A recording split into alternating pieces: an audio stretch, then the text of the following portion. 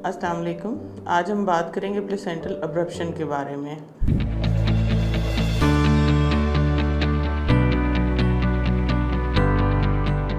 मेरा नाम प्रोफेसर सैयदा शाइस्ता वहीद है और मैं नवाज शरीफ मेडिकल कॉलेज में शोबा गायनी की हेड हूँ।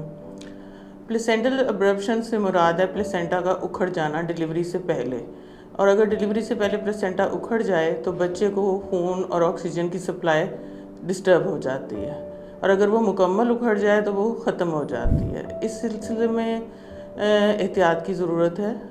प्लेसेंटल अब्रप्शन की टाइप्स दो होती हैं।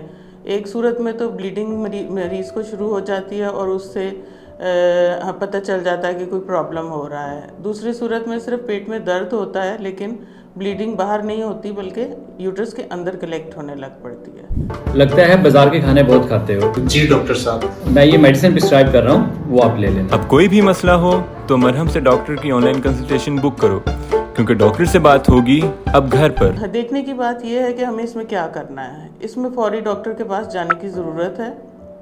ऐसी कंडीशन में पेशेंट का ब्लड प्रेशर लो होने लग पड़ता है, उसकी दिल की धड़कन तेज़ हो जाती है और उसको चक्कर आने लगते हैं, बेहोशी हो सकती है, यानी कि पेशेंट शॉक में जा सकती है, जिसे हेमरेजिक शॉक कहते हैं।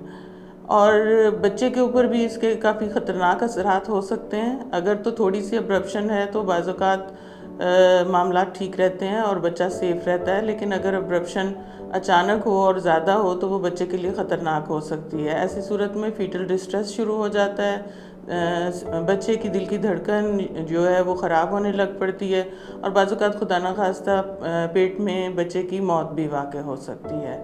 तो ऐसी सूरत में फ़ौरन हॉस्पिटल जाने की ज़रूरत है और डॉक्टर से मशवरे की ज़रूरत है ताकि जो भी ज़रूरी इक़दामात हैं वो किए जा सकें।